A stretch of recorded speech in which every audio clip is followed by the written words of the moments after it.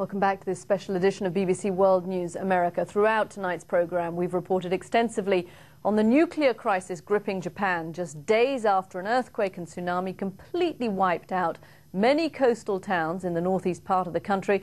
It's now the fear of radiation which has millions worried for their health and concerned about the information that they're getting.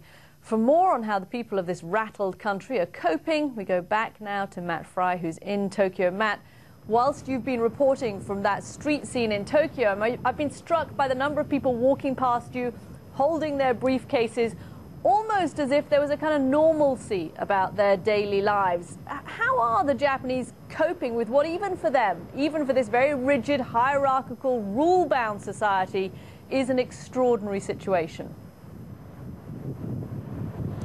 Well, Katy, you know this country as well as I do. In fact, probably a lot better because you lived here for 5 years. So you also know that the people of Japan aren't exactly exuberant when it comes to showing their emotions.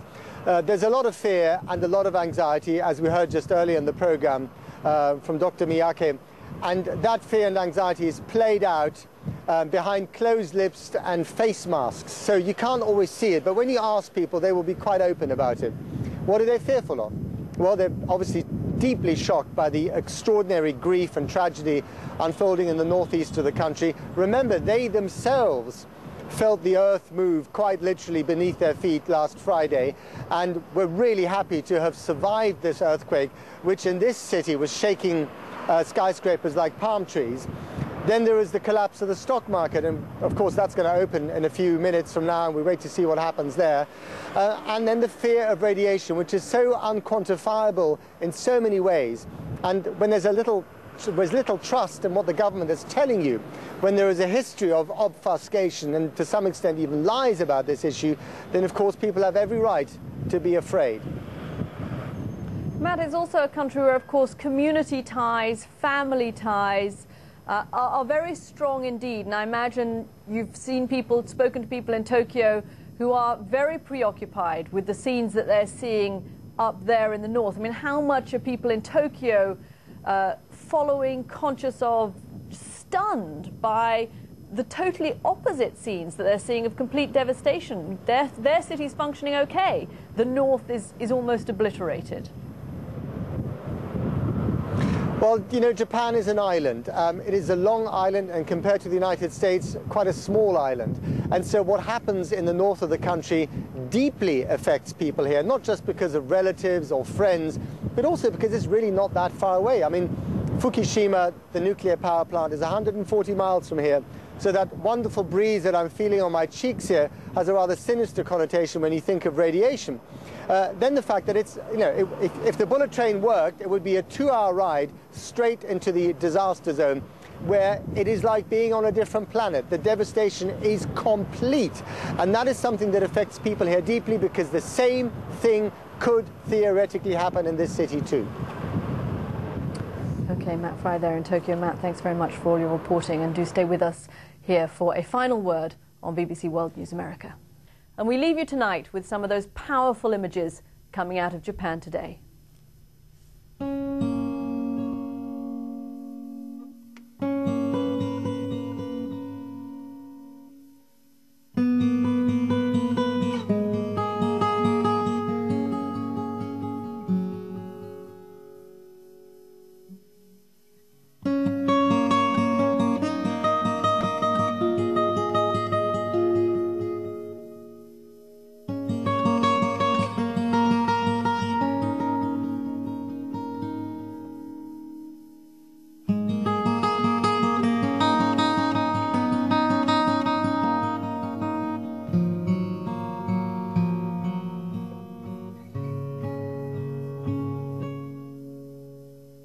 And I can tell you that the Nikkei Stock Exchange has just opened here, and the index is down about 300 points, which is about 1.9%. Not very dramatic.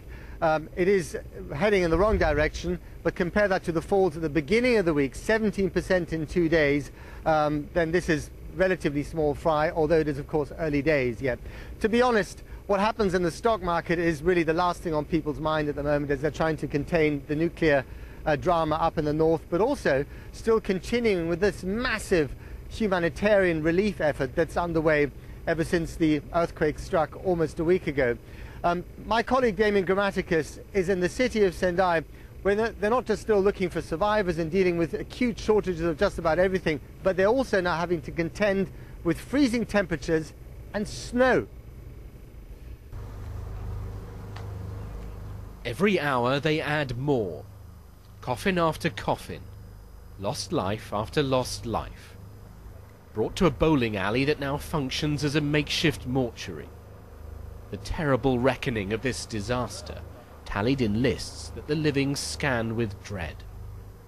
Tetsuya Suzuki came here today, searching among the names for his wife Izumi. People who went missing and were found dead, their bodies are here. I've come to see if she's one of them or not.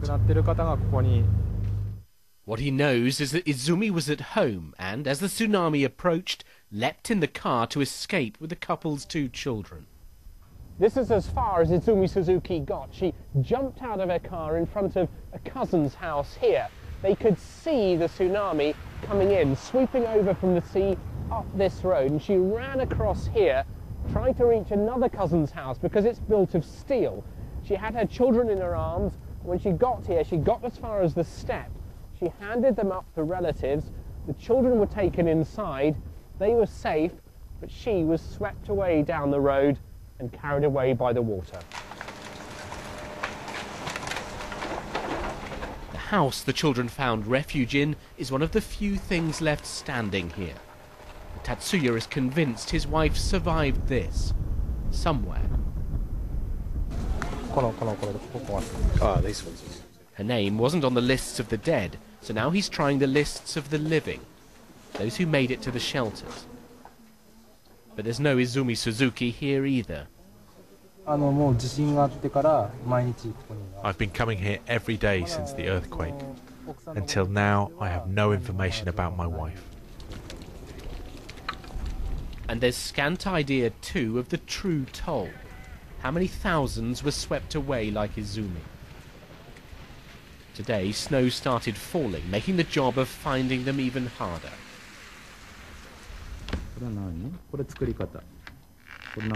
Izumi Suzuki's children are now safe in a car repair shop. It's their temporary home with their father.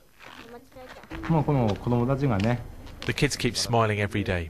They say, let's go and find Mummy today. Then they say, if not today, we'll find her tomorrow. It's what gives me strength to keep on looking for her.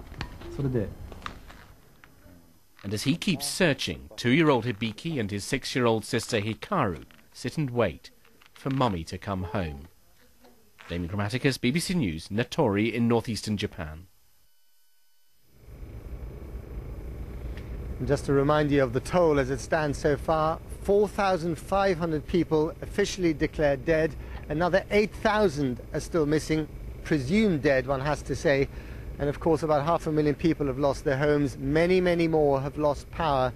And there is a shortage of just about everything in the north of the country, and quite a degree of nervousness down here in the capital, Tokyo. Well, that's it from here for now. Back to you in London, Mike. Auto giant Toyota begins production at some of its manufacturing facilities after days of disruption. And more foreign workers and tourists flee Japan over fears of a deepening nuclear crisis. Hello and welcome. I'm Rico Hizon. Thanks for joining us. It's currently 8:30 in the morning in Beijing, China, 9:30 a.m. in Tokyo and Nagoya, Japan, where the yen currency is coming off record highs in early Asian trade after hitting 77 yen against the US dollar in New York trading. Meanwhile, the surging yen is not good news for Japanese exporters like Toyota Motor. The car maker announced that it will resume some of its auto parts production today. But Toyota's 12 full assembly plants in Japan will remain closed until further notice. These facilities together make up almost 40% of the company's total vehicles globally. A production stoppage could reduce output by over 10,000 units a day. For more now, we're joined by the BBC's Mariko Oy in our Tokyo studios. Mariko, first of all, why is the Japanese yen hitting record highs when the country is currently going through a major crisis? Well, basically, investors are betting that insurance companies will have to redeem their overseas asset in order to pay for damage here in Japan. The last time we saw the yen surging this much was soon after the last big earthquake here in Japan, the 1995 Kobe earthquake. But then a few months later, the yen then started to weaken, so analysts are expecting that to happen. But for the moment, the yen is hitting a record high. And that stronger yen, Mariko, bad news for exporters and their profitability. Indeed, it's definitely going to hurt profitability of companies like Toyota and Nissan and Honda, major car manufacturers here. They still make 20 to 40% of cars here in Japan, and then they export their products overseas. But the strong yen means that their products will be more expensive overseas. And then when they try to convert their revenues back into the Japanese yen, the value of their revenues will have to fall as the yen is strengthening. So it is definitely going to hurt those car manufacturers. As you mentioned, Toyota is reopening some of the operations that were closed because of rolling blackouts here in Japan, and that sent Toyota shares much higher yesterday. But that means the strengthening yen means that some of those shares might be under pressure this morning. Mariko Oy in Tokyo, thank you so much for that update. Meanwhile, more people are desperately trying to escape Japan's deepening nuclear crisis. Some multinationals are already putting their international staff out of the country. Workers are fleeing for nearby destinations such as Hong Kong, Taiwan, China, and South Korea. You also have Chinese airlines adding more flights to and from Japan to evacuate their nationals. Martin Patience has more from Beijing. Well, the Chinese authorities here in Beijing say that more than 2,000 Chinese nationals have already been evacuated from northeastern Japan. Now, initially, one Chinese airline cancelled many of its flights to the country because they were concerned about the conditions there. Now, according to reports, two other Chinese airlines have put on additional flights to help out with the evacuation. Now, the authorities say that about 30,000 Chinese nationals were believed to be living in the areas most affected by the tsunami as well as the earthquake. And they say that they're taking all the necessary steps to help out with this evacuation. As of Wednesday, we know that 2 ships left China headed for Japan, and they have the capacity to evacuate up to 4,000 people. Martin Patience in Beijing. And China has temporarily stopped approving new nuclear projects. The government says it will step up safety inspections of all of its nuclear power facilities in the wake of the crisis in Japan. Staying with China, well, they plan to tighten safety approvals, which has dealt another blow to some mining producers. Uranium is a key ingredient for nuclear reactors. Shares of the world's leading uranium producers, including Australia's Mantra Resources, continue to fall. Investors fear the demand for the mineral may be crippled. Apart from evacuating workers, many businesses in Japan are also affected by damages in some of the country's infrastructure. At least 6 ports were severely destroyed, and many more are expected to be out of operation for months. And according to estimates, the port's closure could cost the country over $3 billion in lost trade each day. Many roads are also badly damaged, disrupting relief efforts and deliveries of goods in some parts of the country. Earlier, I asked Stephen Badger from logistics company TNT how his operations in Japan have been affected by the disaster. Following the devastating events, yes, Rico, from Friday, our first instant was to ensure staff safety, accounted for all of our people. Then we took a decision to stop deliveries into Japan until we could reassess the situation over Saturday, Sunday.